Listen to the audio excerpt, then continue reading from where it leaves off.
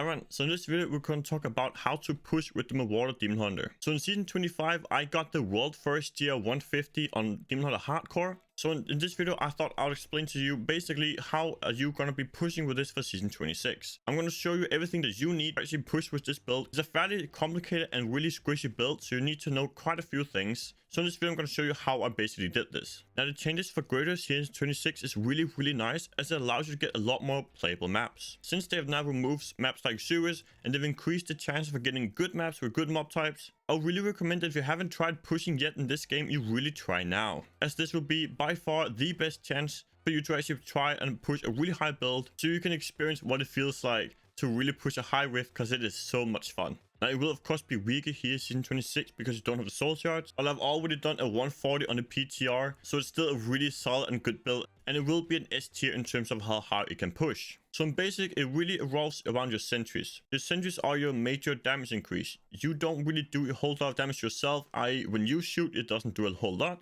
But whenever you shoot, your sentries also shoot. So what we're trying to do is optimize how many times our sentries can shoot. We of course want to make sure we always have 5 sentries down. We want to make sure they're in line of sight, i.e. they are fairly close to us and there's not some kind of wall or something in between that makes it so they can't see us. What you see me doing now is stutter stepping. As you can see, I keep moving and shooting in between because I want to make sure that the monsters are nicely compacted and stacked together. But I of course also don't want to die, because that is very bad for this build. And besides that, I want to try and keep my cooldowns up. I want to use my evasive fire once every 4 seconds to keep my reps for clarity. And of course also my focus is drained up. And besides that, I'm using my companion wolf companion for damage increase, and my vengeance star card to get toughness. The difficulty with this build is that it's very squishy. You will get one shot by a lot of stuff, so you really need to make sure that your timing and your movement is perfect. But this is also what I love about this build. You have to be so in tune with what you're doing, and it's basically like playing dodgeball. You gotta dodge everything thrown away from the monsters. But it's such a satisfying build as well. It looks amazing, it feels really good to play,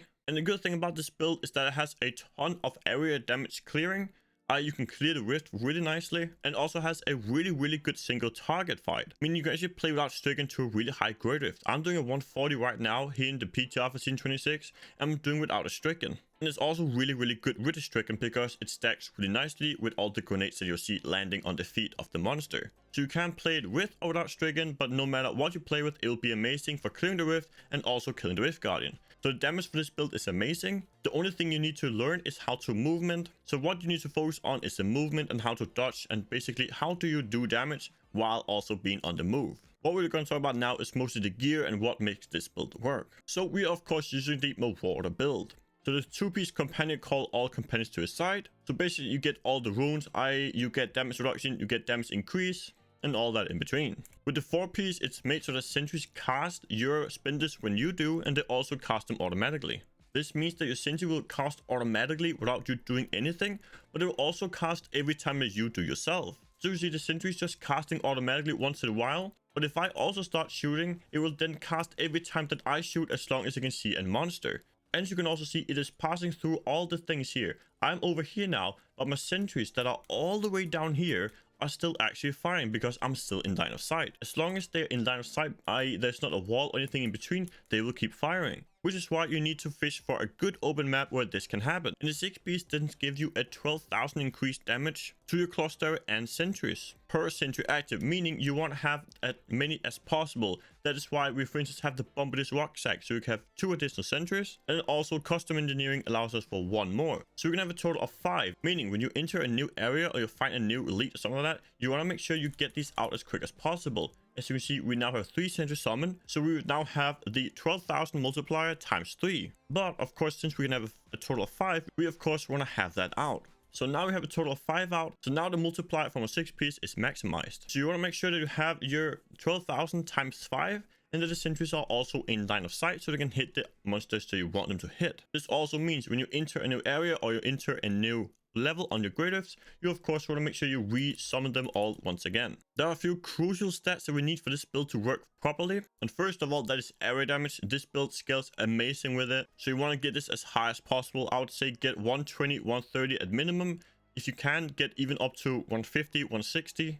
And then you also want a high cooldown reduction. This allows you to place your sentries more often, use your wolf companion more often, and of course also your vengeance star card. So those 2 here are really important, and of course also something like crit chance, critical hit damage, and also of course fire damage. So for the gear here, for the weapon we have Yanks with curve.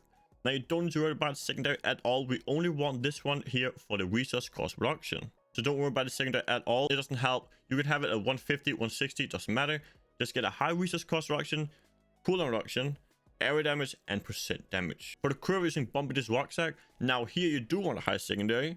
You want it as close to 200% as possible. I would say 190 or above. And then you also want the high damage increase to sentries. As you can see on the primal, it is rolled 100. I would say also get this at minimum at 90. And after that, you want attack speed, critical hit chance, area damage, and cooldown reduction. I have resource cost here instead of cooldown reduction. Cooldown would be better than resource cost reduction, but it's of course a very difficult item to get with all the correct stats. So something like this would of course also work really well. For the wings, get focus and restraint. And what I like is to have one of each. So I have one with damage roll, crit damage, and crit chance. And the other one, I have critical hit damage, critical hit chance, and area damage. Now you could have either one of those. You can also have both with area damage or both with damage roll, and they'll still be really, really solid. But you of course want crit damage, crit chance on both of them, and then flat damage roll and area damage are the two best options after that. And then for the gloves, crit damage, crit chance, and area damage. Now I have dexterity on my gloves here. If you can find one with a quad factor, i.e. you have cooldown reduction instead of this dexterity, that would be even better. But that can be very difficult to find. So something like this works really well. For the shoulders, you need a quad factor, very difficult item to find here. You need a high sentry damage roll, area damage, cooldown, and resource cost reduction. So these shoulders here and the quiver will be the items you look for most in the entire season to try and get these. Even these non-ancient are really, really good. And for the helmet, you want cluster arrow damage, critical hit chance, and dexterity. And of course, you want to socket with a cooldown reduction gem. For the quiver, you want sentry damage, dexterity, and vitality. And for the belt, dexterity, vitality, all resistance, and percent life. And for the pants here, dexterity, vitality, all resistance. And boots, you want cluster arrow, all resistance, dexterity, and vitality. For the amulet, squirts amulet with fire damage, crit damage, and critical hit chance. Then wraps of clarity here, get a high secondary, I would say 48 or above.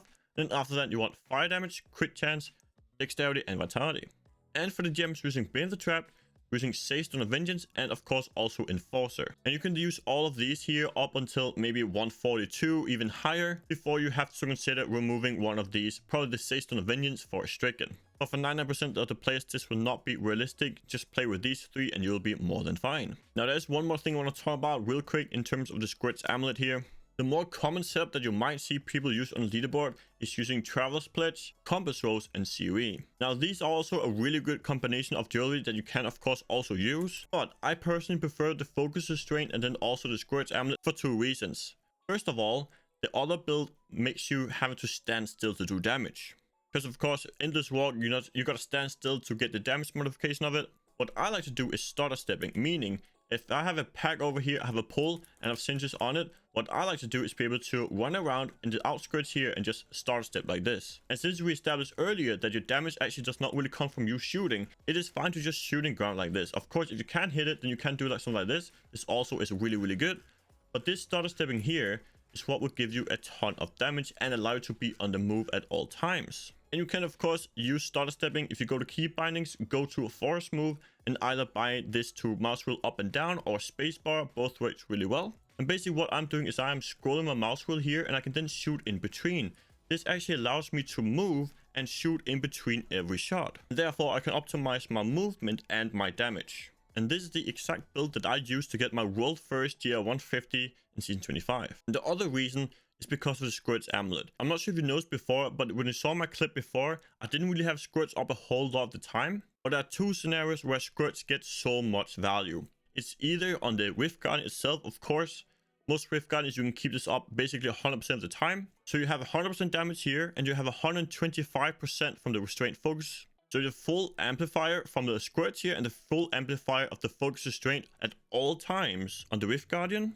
Instead of having to rely on having to stand still with the Endless Walk, and then also of course waiting for the rotation of the COE. And there's also one more crucial element to this, and that is the shield pylons. If you're using Squirt's Amulet and using this build here, the shield pylon basically becomes another conduit actually. I can't tell you how many times here in season 26 I've had a shield pylon where I could kill 4, 5, even 6 elites. So it's basically like another conduit within the Rift. So I personally love this setup here with the Focus Restraint and Squirt's Amulet setup. And then in terms of the gear, here we have Manticore, of course, for the cluster arrow. So is Secret for damage reduction. Wing of Royal Grinder to of course allow us to have the 2-piece captain, 5-piece of mortar, and gain the full effect of both sets. And then for the spells, we have Evasive Fire Focus here. We use this to of course get a little bit of hatred back, but it's mostly to proc our Wraps of Cloudy and our Focus's range. Tossed Arrow loaded for bear, massive damage, hits really hard, really fun to use. And of course, Sentry Polar Station to chill the enemies. Try and put these directly on the mobs you want to hit. You can also slow them down. Wolf Companion for damage increase. Vault Tom to get around the map quicker. You can skip maps and basically you can just kite and you have a lot of movement with this. You need a star card for damage mitigation. In terms of the passives, I'm using Awareness here because dying on this build is one of the worst things you can do. Because if you die, you have to resummon all your sentries. So if you die one time in a graded, it's not really that amazing. If you die more than one time, it is terrible. So having Awareness makes it so you get a lot of this. Basically, let's say you're comparing Awareness to another passive like Call of the Weak for more damage. If you can't survive, of course you want the Call of the Weak, but if you die more than once in the entire DR, you get so much more value from Awareness, trust me. And after that, Custom Engineering to have more sentries out. Grenadier to increase the damage of grenades and also the explosion size. And this applies to the Cluster Arrow loaded for bear since this actually drops grenades. And then Ambush here for a massive damage increase to enemies that are high on health. Now to follow and use the relics to gain access to our skulls. That's because we're using the enforcer, so your pets take 90% less damage, and this applies to your follower. So basically you're able to do high gratives and your follower will still stay alive. And of course, make sure you have 25,000 main stats, so intelligence for the enchanters here. So for instance, crafting intelligence gear on a class that use intelligence, or you can also do what I do and just simply augment some of it. This is really nice as it allows you to get 10% damage from amplification, 10% cooldown reduction from the harmony, of course also a lot of attack speed, and then also of course cheat death. Besides that, of course have a flavor of time to increase the duration of the pylons, and nemesis braces to spawn elites and pylons, and then of course also an oculus ring with 85% in secondary, so you get these rings you can stand in for more damage. Besides that, what I like to do is of course having 2 pieces of sage and 2 pieces of canes, and then a ring of royal grandeur. Now, of course, this won't apply to you if you're doing gradives, but I just like having these all around because I keep forgetting to swap between T16s and gradives whenever I swap my build, as the follower is not a link to your armory. So I usually just have this on all the time. If I'm doing T16s or gradives or pushing, just have this on all the time. It doesn't make a big difference all around. But you can, of course, also put on a Creech Flame instead of the Ring of Royal Grandeur if you are doing gradives or pushing, as it might allow you to get a bit more resource. And of course, also try and make your follower as tanky as possible. Give it a good amount of vitality, dexterity, armor and all that. Give it a ribbon gem so it's get life per hit. Because if your follower dies and you click a pylon without your flavor of time or nemesis up, that is bad news. We're gonna cover everything that you need to push higher and higher with this build. That means we're gonna cover everything like mob type, how to pull, sentry placements, your cooldowns, pylons, how to kill the Rift Guardians, everything that you need basically. So let's get into it, shall we? Now the first thing we always want to do is get an open map. This is either a festering or a battlefield. These are by far superior maps where you can get a lot more density and you're able to pull enemies a lot more into smaller areas. So as you can see here, we get a battlefield here, and remember, we don't just go and stand on the first mob we see. It's all about kiting things together and then making bigger and bigger pulls. Now this here is a really good mob type. This is wild swamps. They are very small, they give good progression, and they stack really easily. This is the kind of mob type you want. So basically the mob types that are good would be wild swamps like this, or zombie grotesques, or summoners. Basically things that are easy to kill, that spawn really densely, and that also stack up nicely to get more area damage procs. But as you can see here, we are now kiting things with us. We're not just gonna stand and keep killing one mob. We're gonna keep moving forward. So when things are dying, we're gonna keep moving. We always want to get new fresh mobs, so we don't just stand there and kill one enemy at a time. As you can see with this mob type, we are actually able to keep on par with the progress bar. And that's basically what you want. If you're pushing and you can stay about even with the progress bar by just killing the trash, that's a really good sign that you have a good map and a good mob type. And then all the progression in terms of getting ahead of the progress bar will come from the pylons later on. A very important thing with this build is kiting enemies. This means that while you are killing things, you want to think 2 moves ahead in terms of where am I moving next and how do I get there. So as you can see, I'm kiting things with me slowly. This build is all about doing that. So I'm stutter stepping. I keep vaulting around to get the enemies that I have with me currently ahead to make them come with me, but I'm also looking for new mob. Now you can see here we come to an intersection. This is a really good place to get things together. You always want to try and pull things into intersections or corners, and in this lucky case we even have a power pylon for it. Now as you can see, I don't just go and click the pylon straight away. I want to kite things with me into this intersection first. So you can see I go down here, I find another blue pack, and then I think to myself, okay, this should be fine. I have a few elites on me. I can't really see anything further in terms of getting more elites. So I'm going to go back to the things I have up here, kite the blue pack with me now, and then see what I can do with this power pylon. So we get everything together like this. We click the power pylon and then we just go to town. I want to try and stay a bit away so I don't just like insta die, because I'm playing hardcore after all, but I also want to make sure that I don't go too far away to the point where I can't see what I'm doing. So the trash dies really quickly and I'm basically just left with the elites at this point.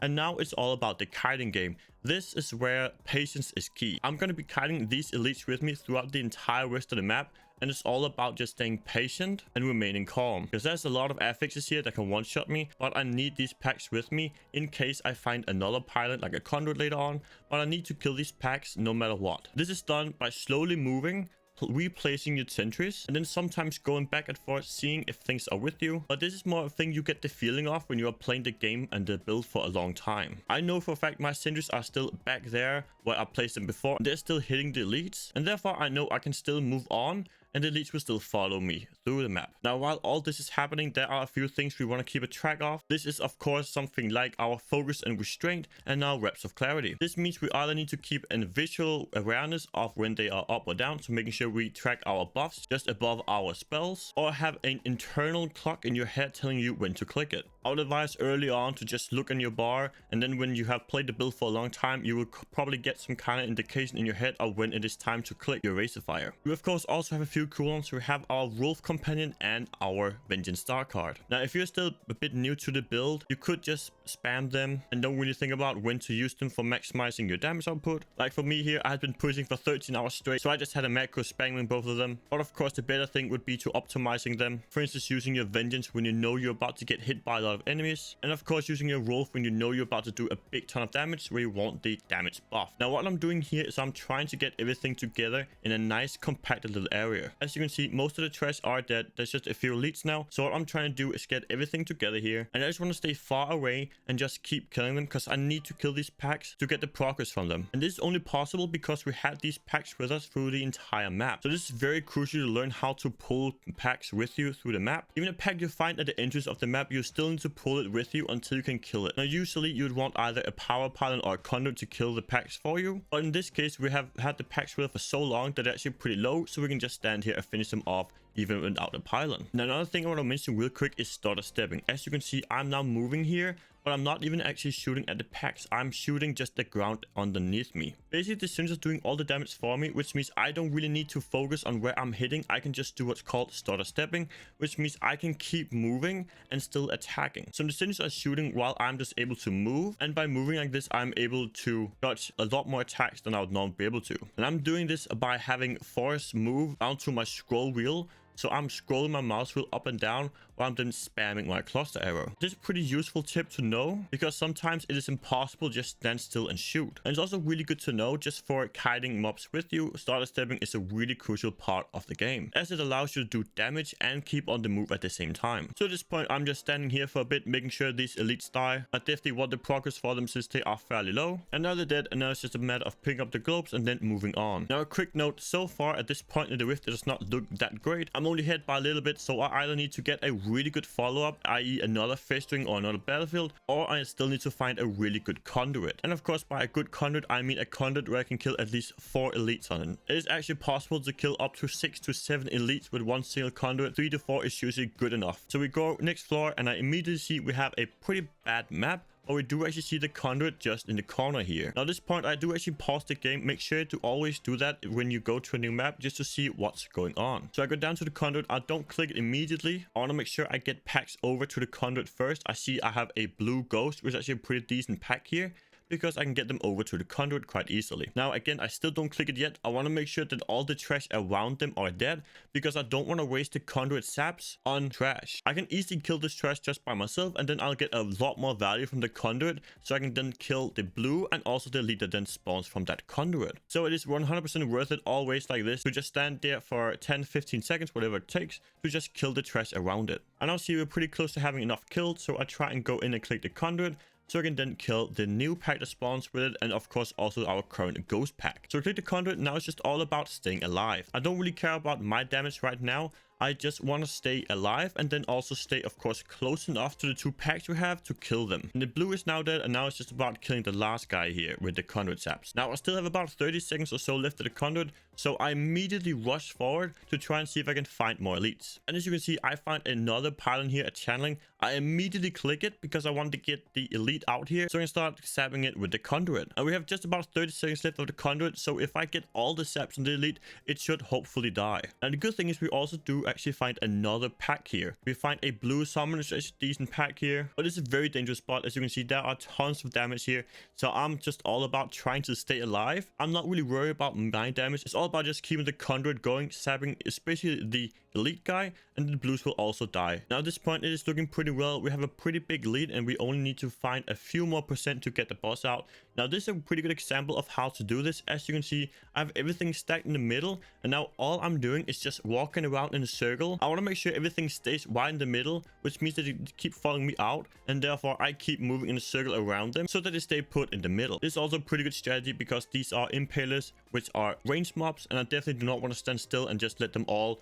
throw spears at me at the same time. Now you can see our boss here was Hamelin, which is also a pretty good boss. In terms of Rift Guardian bosses, there are a few you want. So either you want a really good area damage boss, which is Hamelin like this, or you want a single target boss like Tetris. Basically, either full damage AoE from Hamelin or is completely single target boss. All the bosses that spawn just a couple of adds every like 30 seconds or so are really bad because they're not going to give you enough area damage, and they're going to ruin your stricken stack. So at this point, it is all about just making sure we kill this guy. Now with guns are pretty easy on this build. You just want to stay far away and just have your sentries go to town on him. And remember, it doesn't matter where your sentries are placed in terms of damage, so I usually just try and stick at least one of them underneath the boss so I can proc my Bane of the Trap from the slow from it. So to recap from all we have learned, we want to make big pulls. We want to make sure things come together either in an intersection or a corner. Don't just go and stand on the first pack you find. Try and kite that pack with you and find either more trash or more packs further in the rift. You then want to start grouping it up. Fine to take 10 seconds or so while you're doing no damage, but to then be able to do a pull that is twice as big, it's going to allow you to do a lot more damage because of area damage. Area damage is the #1 damage source when you're pushing, so you definitely want to make sure you take advantage of that by stacking a ton of mobs on top of each other. We of course want to keep our buffs up. This means we want to use our Vasify every 4 to 5 seconds to keep our focus restraint and our Wraps of Clarity going at all times. Try and use Oculus Rings as much as possible when they spawn. As you can see, I'm in 1 right now, and it is buffing my damage by a lot.